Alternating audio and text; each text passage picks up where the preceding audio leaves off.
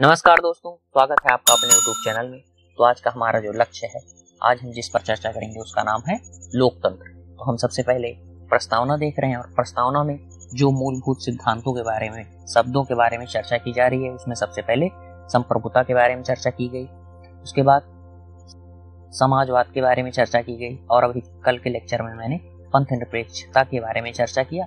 और आज हम क्या चर्चा करेंगे कि क्या कहा गया है, संपूर्ण प्रभुत्व, इसके बाद में समाजवादी, इसके बाद पंथ निरपेक्ष और इसके बाद जो महत्वपूर्ण शब्द है वह है लोकतंत्रात्मक गणराज्य। लोकतंत्रात्मक गणराज्य। तो आज हम जिस पर चर्चा करेंगे उसका नाम है लोकतंत्र। तो आइए इसके बारे में चर्चा करते हैं। तो लोकतंत्र, और यहाँ पर जो रूपरेखा मैंने बनाई है उसमें सबसे पहले हम जानेंगे अर्थ के बारे में, लोकतंत्र के अर्थ के बारे में जानेंगे और इसके बाद हम जानेंगे दोस्तों प्रकार के बारे में, लोकतंत्र कितने प्रकार का होता है। यहाँ पर हम बहुत शॉर्ट फॉर्म में चर्चा करेंगे, वैसे यह भी बहुत बड़ा लेक्चर है, इसे भी बहुत लंबे टॉपिक के रूप में सीखा जा सकता है, लेकिन हमें उतनी लंबी यात्रा नहीं करनी है। हमें अपने जो ये टॉपिक है इसी के, जैसे ये टॉपिक हुआ तो इसी की सीमा में रहकर हमें पढ़ना है, ऐसा नहीं हम इस सीमा को क्रॉस करके पढ़ना प्रारंभ कर दें। तो अगला जो पार्ट है, यहाँ पर अंबेडकर जी के और नेहरू जी के जो विचार हैं लोकतंत्र को लेकर, वहां पर भी चर्चा की जाएगी। इन दोनों का अपना अपना विचार है, अपनी अपनी विचारधारा है, अपना अपना सुझाव भी है। तो इसके बाद में जो सबसे महत्वपूर्ण प्रश्न एक होता है कि क्या भारत को संसदीय लोकतंत्र को छोड़कर अध्यक्षात्मक लोकतंत्र को अपना लेना चाहिए या नहीं चाहिए। यह सबसे महत्वपूर्ण प्रश्न है और कई बार यह परीक्षाओं में पूछा भी जाता है। तो चलिए अब हम अपने इस यात्रा को प्रारंभ करते हैं। तो शुरू किया जाए, चलिए आइए देखते हैं। तो यहाँ पर मैंने एक लेक्चर इससे पहले बनाया था शब्दावली को लेकर, तो वहाँ पर राज्य के बारे में और बहुत से राष्ट्र के बारे में, देश के बारे में, बहुत से शब्दों के बारे में मैंने चर्चा की थी। तो उसमें से एक था डेमोक्रेसी, लोकतंत्र। तो यहाँ पर क्या कहा जा रहा है, यह दो शब्द से मिलकर बना है, एक है डेमोस और एक है क्रेटिया। तो इसका क्या अर्थ है, इसका अर्थ हो गया जनता का शासन, जनता का शासन। तो जनता का शासन, तो सबसे पहले ध्यान से देखें, आपको यह परिभाषा तो बचपन से पढ़ाई जा रही है, जिसके बारे में यहाँ चर्चा होने वाली है कि लोकतंत्र जो है वही क्या कहा जा रहा है कि जनता के लिए जनता द्वारा शासन है, जनता का जनता के लिए और जनता के द्वारा शासन है। इस परिभाषा को सबसे पहले किसने दिया था, तो लिंकन साहब ने दिया था। किसने दिया था दोस्तों, लिंकन साहब ने दिया था। और कहाँ पर दिया था, यहाँ पर प्रश्न बनने वाले हैं कि लिंकन जी ने ये इस परिभाषा को कहां पर दिया था, किस दौरान दिया था। तो इन्होंने अपनी एक भाषण दे रहे थे, वहां पर इन्होंने दिया था और स्थल था गेट्सबर्ग। यहाँ पर इन्होंने एक स्पीच के दौरान इस भाषण को, एक स्पीच दे रहे थे, वहीं पर इसे पॉपुलर किया था। लेकिन अब यहाँ पर यहीं पर बात समाप्त नहीं होती, हमें तो गहराई से अध्ययन करना है। तो गहराई से अध्ययन करने के बारे में यहाँ पर कहा जा रहा है कि यही परिभाषा दे दी जाए और कहा जाए कि सबसे पहले सर्वप्रथम इसका प्रयोग किसने किया था। और उसमें विकल्प में आपको दे दिया जाए लिंकन भी दे दिया जाए और दूसरा दे दिया जाए अरस्तु, गौर कीजिएगा अरस्तु, और इसके बाद में तीसरा जो विकल्प दे दिया जाए आपको क्लीवान, और चौथा विकल्प दे दिया जाए मैकियावेली। तो अब यहाँ पर गौर से देखें तो आप इसमें किसे टिक करेंगे। यहाँ पर लिंकन जी को अगर आप टिक करेंगे तब गलत होगा। यहाँ पर पूछा जा रहा है सबसे पहले यूनान का एक विचारक था जिसका नाम क्लीवान था, उसने इस परिभाषा को दिया था और इसे लिंकन जी ने अपने उसी भाषण के दौरान बोलकर पॉपुलर कर दिया था। आशा करता हूँ यह बात समझ में आई होगी और यह तथ्य भी आपको बहुत रोचक लगा होगा। तो चलिए अब आगे बढ़ते हैं। तो यहाँ पर इसीलिए मैं आपसे कहता हूँ कि एक्सेल एकेडमी को जरूर सब्सक्राइब करें, यहाँ पर आपको बेस्ट तरीके से मटेरियल मिलेगा। तो चलिए देखते हैं लोकतंत्र। तो लोकतंत्र को यहाँ पर 2 पार्ट्स में डिवाइड किया गया है। पहला पार्ट हो गया दोस्तों प्रत्यक्ष और दूसरा हो गया अप्रत्यक्ष। प्रत्यक्ष लोकतंत्र और अप्रत्यक्ष लोकतंत्र। प्रत्यक्ष लोकतंत्र जो है यहाँ पर क्या कहा जा रहा है कि जहाँ पर जनता स्वयं शासन करती है। अब शासन के बारे में तो कुछ कहना नहीं है, क्योंकि शासन के बारे में तो चर्चा बहुत लंबी कर लिया था मैंने पहले लेक्चर में। और दूसरा जो महत्वपूर्ण यहाँ पर वाक्य है, अप्रत्यक्ष। अप्रत्यक्ष क्या है कि जनता के प्रतिनिधि शासन का संचालन करते हैं।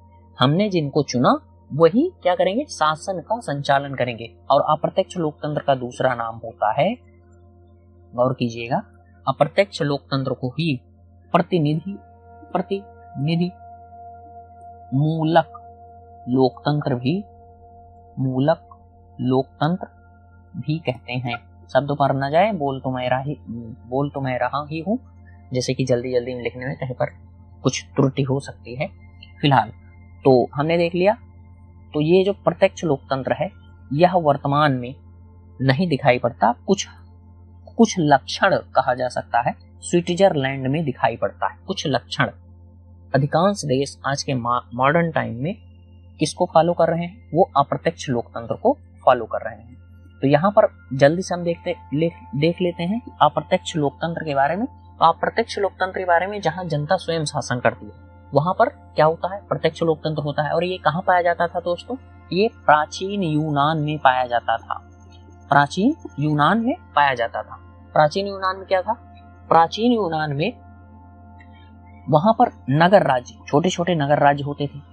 जब छोटा होगा तभी तो यह प्रक्रिया हो सकती है। अब जैसे कि करोड़ों की आबादी हो गई तो हम प्रत्यक्ष लोकतंत्र को वहां पर लागू नहीं कर सकते, इसीलिए हम अप्रत्यक्ष लोकतंत्र को अब महत्व देना प्रारंभ कर दिए। तो यहाँ पर क्या होता था, यहाँ पर नगर राज्य होते थे, नगर राज्य होते थे और यहाँ 2 वर्ग निवास करता था। नगर राज्य होते थे और यहाँ पर 2 वर्ग, गौर कीजिएगा, एक था स्वामी और एक था दास। और यह जो है इसका प्रतिशत 20 और इसका प्रतिशत 80। तो यहाँ पर क्या कहा जा रहा है, और जो नगर राज्य था उसकी जनसंख्या कितनी थी, उसकी जनसंख्या 5000 के आसपास हुआ करती थी। अब आपको लग रहा होगा कि ये कैसी बात हो गई, किस गणित के अनुसार आपने 5000 बता दिया। तो यहीं पर एक दार्शनिक था प्लेटो, उसने इस बात का उल्लेख अपनी पुस्तक द पब्लिक में किया था कि जो नगर राज्य है उनकी जनसंख्या कितनी होनी चाहिए। तब उसने क्या बताया था, 5000 होनी चाहिए, तब हम परफेक्ट मान सकते हैं। तो यहाँ पर 2 वर्ग रहते थे। यहाँ तक की बात क्लियर कर लिया हमने, ये लाइन पूरी क्लियर। अब यहाँ से देखें, यहाँ एक वर्ग था स्वामी और एक वर्ग था दास। तो यहाँ पर कहा जा रहा है कि जो स्वामी थे वही एक बार इकट्ठा होते थे। ये जो 1000 के करीब लोग क्या होते थे, ये एक जगह एकत्र होते थे। और ये एकत्र होते थे कब, ये एकत्र होते थे थोड़ा सा, ये जैसे कि साल मान लीजिए 2022 प्रारंभ हुआ, तो ये प्रारंभ में एकत्र हो गए ये सभी, और ये एक जगह बैठकर साल भर के लिए नियम बनाते थे। ये क्या करते थे, साल भर के लिए नियम बना देते थे। अब साल भर के लिए नियम बना दिया और बना करके चले गए, और फिर एक बार ये दोबारा एकत्र होते थे। कब, साल के अंत में, जैसे कि 2022 के अंत में, मान लीजिए दिसंबर में ये 2022 में एकत्र हुए। और यहाँ पर एकत्र हुए तब ये क्या करेंगे कि साल भर के जो नियम कानून हैं उनका उल्लंघन किसने किया है, और जिसने नियमों का उल्लंघन किया है उसे क्या मिलेगा, दंड मिलेगा। तो यहाँ पर दोबारा जब इकट्ठा होते थे साल के अंत में, तो वो जो सभा होती थी उसे हीलिया नाम दिया जाता था। क्या नाम दिया जाता था, हीलिया। तो ये यहाँ पर गौर कीजिएगा, जब शुरुआती दौर में प्रारंभ में, जब ये साल के प्रारंभ में एकत्र होते थे, तब ये क्या किसका कार्य करते थे, ये कार्य करते थे विधायिका का। और साल भर में कार्यपालिका अपना नियम बना देते थे और कुछ वर्ग उस नियम को फॉलो करवाते थे। और जब साल के अंत में एकत्र होते थे तब ये किसका कार्य करते थे, न्यायाधीश का। तो यहाँ पर इनके द्वारा ऐसे ही कार्य किया जाता था। तो यहाँ पर जो स्वामी और दास की बात की जा रही है, तो दास जो है, दास के बारे में थोड़ी सी चर्चा कर ली जाए जल्दी से, बहुत जल्दी से। तो दास जो कहा जा रहा है, तो एक विचारक था अरस्तु, उसने संपत्ति को 2 पार्ट में डिवाइड किया था। बहुत बड़ा विचारक, आप जान ही रहे हैं, मुझे कुछ कहना नहीं है, अरस्तु। तो अरस्तु ने संपत्ति को 2 पार्ट में डिवाइड किया था। इतना बड़ा विचारक था, फिर भी देखिए, इसीलिए कहा जाता है कि समय के अनुकूल जो परिभाषाएं हैं और जो विचारधाराएं हैं वो कार्य करती हैं। आप इस समय अगर देखेंगे तो आप अरस्तु को गाली देंगे, कहेंगे इतना बड़ा विचारक होने के बाद भी यह ऐसी मानसिकता रखता था। नहीं भाई, उस समय वातावरण ही यही इसी प्रकार का था। तो अरस्तु ने संपत्ति को दो भाग में डिवाइड किया था। उसने क्या किया था, सजीव और निर्जीव, सजीव और निर्जीव। और सजीव संपत्ति जो थी वहां पर दास दासी आते थे। अब बताइए, दासों को बेचा जाता था, आप जान ही रहे हैं।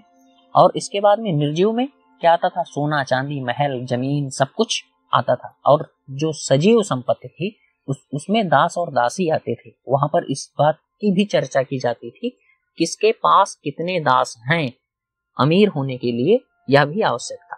तो यहां तक हमने क्लियर कर लिया। अब आइए देखते हैं, हमने प्रत्यक्ष लोकतंत्र के बारे में पूरी जानकारी प्राप्त कर ली। अब हमारा अगला पार्ट है अप्रत्यक्ष लोकतंत्र। अप्रत्यक्ष लोकतंत्र के बारे में जानकारी प्राप्त की जाती है, दो पार्ट में है। इसका जो है 2 पार्ट है। एक पार्ट हो गया संसदीय और दूसरा हो गया अध्यक्षात्मक। संसदीय लोकतंत्र और अध्यक्षात्मक लोकतंत्र, बात क्लियर। तो संसदीय लोकतंत्र हमने कहां से ग्रहण किया है, इसको हमने ग्रहण किया है ब्रिटेन से, यूके, और ये अध्यक्षात्मक यूएसए। तो यहां पर कहा जा रहा है कि फंडामेंटल राइट प्रस्तावना और भी बहुत सी बातें हमने यूएसए से ग्रहण किया, लेकिन जो डेमोक्रेसी हो सबसे पहले यूके में ही आई थी। ब्रिटेन में सबसे पहले क्या आई थी, डेमोक्रेसी आई थी। तो यहाँ पर अब थोड़ी सी इसके बारे में चर्चा कर ली जाए। इसको अगर हम 2 पार्ट में डिवाइड करें, संसदीय और अध्यक्षात्मक को जल्दी से देखने के लिए, तो यहाँ पर इसको हम 2 पार्ट में डिवाइड करके देख लेते हैं। तो यहाँ पर संसदीय के बारे में क्या कहा जा रहा है कि ब्रिटेन हो गया और यहाँ पर भारत हो गया। तो ब्रिटेन और उसके बाद अपना महान देश भारत। हमने संसदीय लोकतंत्र को ब्रिटेन से ग्रहण किया। यह भी प्रश्न हो सकता है कि संसदीय लोकतंत्र को हमने कहां से ग्रहण किया, Germany, France, Australia, USA, Britain, इस टाइप के प्रश्न, इस टाइप का जो है ऑप्शन देकर आपसे पूछा जा सकता है। और इसके बाद में अध्यक्षात्मक जो है वो उसका प्रतिनिधित्व करता है यूएसए। अब ध्यान से देखें, तो यहाँ पर क्या कहा जा रहा है कि इसका अंतर जानना बहुत जरूरी है। तो अंतर पहला अंतर कहा जा रहा है कि यहाँ पर जो संसदीय लोकतंत्र में होता है, यहाँ पर विधायिका और कार्यपालिका आपस में जुड़ी होती है। विधायिका और कार्यपालिका आपस में जुड़ी होती है, लेकिन प्लस कार्यपालिका, और यहाँ पर ये दोनों अलग अलग होती हैं। विधायिका, कार्यपालिका और न्यायपालिका एक दूसरे से अलग होती हैं। अध्यक्षात्मक में ये तीनों जो है कि जैसे कि यहाँ पर ये क्या है, जुड़ी हुई है, और ये जो है कि आपस में अलग अलग है। ये जो है कि आपस में अलग अलग है, ये तीनों आपस में अलग हैं, इनमें किसी प्रकार का जुड़ाव नहीं। पहली बात देख लिया। और दूसरी बात जो है कि जुड़ी होने के पीछे जो कारण उत्तरदायी है वह है विधायिका के सदस्यों से सामान्यतः कार्यपालिका का निर्माण होता है। कैसे है कि विधायिका के जो सदस्य हैं उन्हीं के द्वारा सामान्यतः कार्यपालिका का निर्माण होता है, इसलिए ये दोनों आपस में जुड़ गई। इसको जल्दी से लिखते हैं कि मंत्री जो है, मंत्री वही तो कार्यपालिका के सदस्य, वो क्या है, वो संसद के सदस्य हैं, संसद का सदस्य। तो संसद का सदस्य है तो मतलब विधायिका का कार्य करेगा, और मंत्री जो है वो किसका कार्य करेगा, कार्यपालिका का कार्य करेगा। और यहाँ पर एकदम उल्टी बात कही गई है। एकदम उल्टी बात क्या कही गई है कि जो विधायिका, देखेंगे और कीजिए, कार्यपालिका के अंतर्गत कार्यपालिका के अंतर्गत कौन कौन आता है दोस्तों, यहाँ पर आ जाएंगे राष्ट्रपति और राष्ट्रपति का मंत्रिपरिषद। गौर कीजिएगा। और यहाँ पर क्या कहा जा रहा है कि विधायिका, कांग्रेस में विधायिका का नाम क्या है, वो गलत बोल दिया, अमेरिका में विधायिका का नाम कांग्रेस है। अमेरिका में विधायिका का नाम कांग्रेस है और अपने यहाँ कांग्रेस एक पार्टी है। और यहाँ पर क्या बात कही जा रही है कि जो कार्यपालिका है, कार्यपालिका वहां पर राष्ट्रपति और मंत्रिपरिषद हो गई, और जो विधायिका है वहां पर विधायिका को कांग्रेस कहते हैं। तो विधायिका यहाँ पर क्या कहा जा रहा है कि जो कांग्रेस का सदस्य ही ना हो, यहाँ पर वही व्यक्ति, गौर कीजिएगा, नो तो यहाँ पर क्या कहा जा रहा है कि यहाँ पर जो मंत्री हैं वो एक दूसरे से जुड़े होने की बात कही गई, तो मंत्री जो है वही संसद का सदस्य है, तो ये आपस में जुड़ा हुआ। लेकिन यहाँ पर क्या कहा जा रहा है, उल्टा कहा जा रहा है कि जो विधायिका है और जो कार्यपालिका है, जो इसका सदस्य होगा, जैसे कि ये विधायिका हो गई दोस्तों, गौर कीजिएगा, मैं उदाहरण से ही बार बार समझाने की कोशिश करता हूँ, और कार्यपालिका, तो जो विधायिका का सदस्य है वो कार्यपालिका का सदस्य हो ही नहीं सकता, और जो इसका है वो इसका भी नहीं हो सकता। कहने का मतलब जो विधायिका से जुड़ गया वह कार्यपालिका से जुड़ ही नहीं सकता। अजीब बात कही गई ना। तो यहाँ पर क्या हुआ कि अंतर डाल दिया गया, और इसमें क्या है कि इसमें कोई अंतर नहीं पाया जाता। तो यहाँ पर बातें अलग कह दी गई, यहाँ पर जुड़ाव की बात कही गई और यहाँ पर इसको अलग ही कर दिया गया। तो आशा करता हूँ यह बात भी आपको समझ में आई होगी। तो अब इतना हम समझ लिए। अब जैसे एक अंतर और देखा जाता है संसदीय और अध्यक्षात्मक में, तो यहाँ पर जो है संसदीय में कहा जाता है कि वास्तविक कार्य का निश्चित कार्यकाल नहीं होता, जैसे कि कार्यकाल जो है वह निश्चित नहीं है, और यहाँ पर जो कार्यकाल है वह कार्यकाल वह निश्चित है। जैसे कि यहाँ पर एक शानदार प्रश्न पूछूं मैं आपसे कि राष्ट्रपति, यहाँ पर राष्ट्रपति होता है और यहाँ पर जो प्रमुख होता है वह प्रधानमंत्री होता है। तो प्रधानमंत्री का अगर आपसे पूछ लिया जाए प्रधानमंत्री का कार्यकाल कितना है, जैसे कि मान लिया जाए कि भारत में जो है किसी पीएम का मैं नाम नहीं ले रहा हूँ, तो आपसे पूछा जाए कि उसका जो है कार्यकाल कितना है, तो यहाँ पर पूछ लिया जाए जैसे कि पहला विकल्प 5, दूसरा विकल्प 4 वर्ष और तीसरा विकल्प है 3 वर्ष और चौथा विकल्प आपसे दे दिया जाए इनमें से कोई नहीं, तो अधिकांश बच्चे जो है वो 5 टिक कर देते हैं। 5 वर्ष, यहाँ पर वर्ष जोड़ लीजिएगा, ये सब वर्ष में लिखे गए हैं, वर्ष, और इसमें से कोई नहीं। तो इसमें से बहुत से लोग 5 वर्ष चुन लेते हैं। लेकिन जैसे कि अभी आपसे कहा जाए, जैसे कि आप 5 चुनेंगे तो मैं आपसे पूछूंगा तो ठीक है, ये बताइए कि जो अटल बिहारी वाजपेयी जी थे उनकी सरकार 13 दिन में गिर गई थी, तो 5 वर्ष कहाँ हुआ। तो इसीलिए कहा जाता है कि यहाँ पर निश्चित नहीं होता। और अगली बात जो कही जा रही है, यहाँ पर इनका कार्यकाल निश्चित होता है। अब देखें, मुझे मौका भी मिल गया बताने के लिए, बोरिस जॉनसन जी जो है, जॉनसन, ये कहाँ के हैं, यूके के, क्या है, प्रधानमंत्री कि राष्ट्रपति, बताना जरा, प्रधानमंत्री हैं। तो ये देखो, इनका जो है काम खत्म हो गया, ये आउट हो गए। तो अभी इनका जो है कि जल्दी में चुनाव हुआ था, 5 वर्ष कहाँ कंप्लीट कर पाए। तो करंट के टॉपिक को मैंने जल्दी से आपको जोड़ के बता दिया। तो यहाँ तक हम पूरी बात क्लियर कर ले गए। अब इसके बाद में जो बात है देखना है, यहाँ पर बात है अंबेडकर बनाम नेहरू। तो अंबेडकर जी का मानना क्या था और नेहरू जी का क्या मानना था। तो अंबेडकर जी का कहना है कि, देखें ध्यान से, अंबेडकर जी क्या कहते हैं, अंबेडकर जी कहते हैं कि जब तक सामाजिक लोकतंत्र नहीं है, तब तक राजनीतिक लोकतंत्र का कोई औचित्य नहीं है। या फिर इसको गलत कर देता हूं। इन्होंने कहा कि जब तक सामाजिक लोकतंत्र नहीं है तब तक राजनीतिक और लोकतंत्र का कोई औचित्य नहीं है। और नेहरू जी का क्या मानना था, नेहरू जी का मानना था कि जब तक, इन्होंने क्या कहा कि अगर आर्थिक लोकतंत्र नहीं है, गौर कीजिएगा, अगर आर्थिक लोकतंत्र नहीं है तो जो राजनीतिक लोकतंत्र है वह किसी काम का नहीं है। तो यहाँ पर इन्होंने सामाजिक किस पर बल दिया, सामाजिक लोकतंत्र पर बल दिया। गौर कीजिएगा, यहाँ पर इन्होंने सामाजिक लोकतंत्र पर बल दिया और यहाँ पर इन्होंने आर्थिक लोकतंत्र पर बल दिया। तो आशा करता हूँ ये बात आपको समझ में आई होगी। और यहाँ पर भी मैंने आपके लिए चार्ट, ये मैप चित्र बनाया है। तो यहाँ पर शीर्ष पर लिखा गया है राजनीतिक, और यहाँ पर सामाजिक, और यहाँ पर आर्थिक। तो जो हमारा लक्ष्य है वह है राजनीतिक लोकतंत्र की प्राप्ति करना, और सामाजिक और आर्थिक जो ये पार्ट है ये हमें तभी प्राप्त हो पाएंगे जब हम राजनीतिक लोकतंत्र की स्थापना हम तभी कर पाएंगे जब हम सामाजिक और आर्थिक लोकतंत्र को स्थापित कर लेंगे। तो आशा करता हूँ यह बात भी आपको समझ में आई होगी। इसीलिए राजनीति को शीर्ष पर रखा गया है, क्योंकि यह हमारा लक्ष्य है, और इस लक्ष्य को प्राप्त करने के ये 2 टूल हैं। यह बात क्लियर हो गई। अब आगे देखते हैं क्या बात कही जा रही है। यहाँ पर बात कही जा रही है कि अध्यक्षात्मक संसदीय को छोड़ दीजिए और अध्यक्षात्मक शासन को अपना लीजिए, अध्यक्षीय शासन को अपना लीजिए।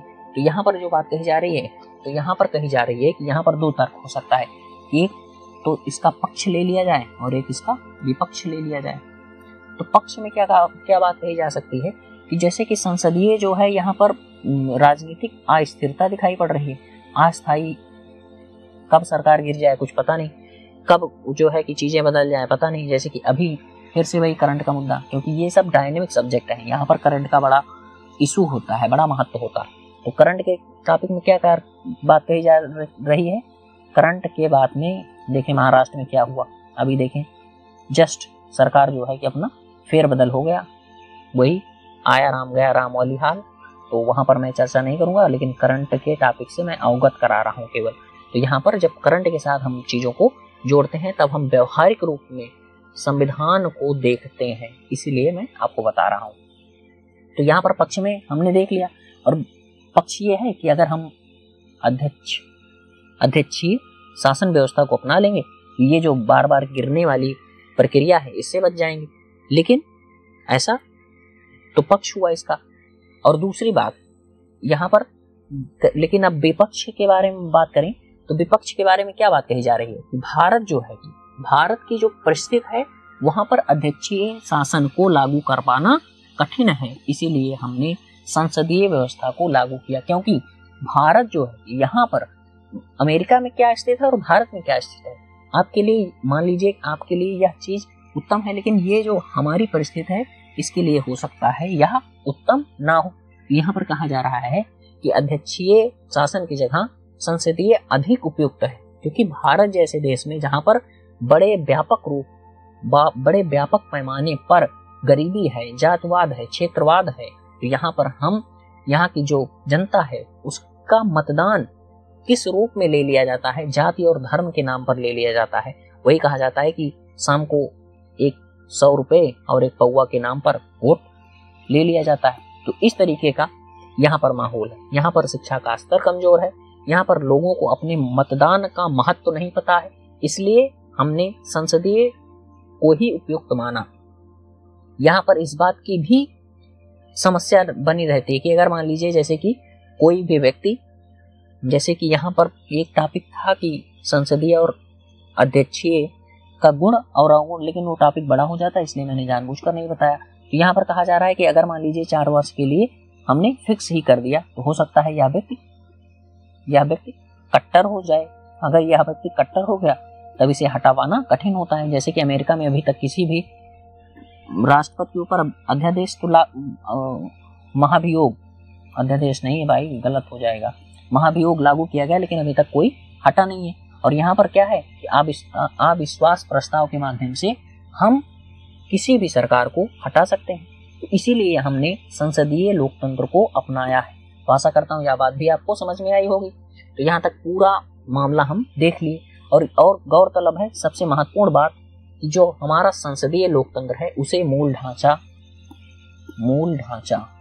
मतलब नींव, मूल ढांचा सुप्रीम कोर्ट ने घोषित भी कर दिया है। अब इसे बदलना भी बहुत कठिन हो गया।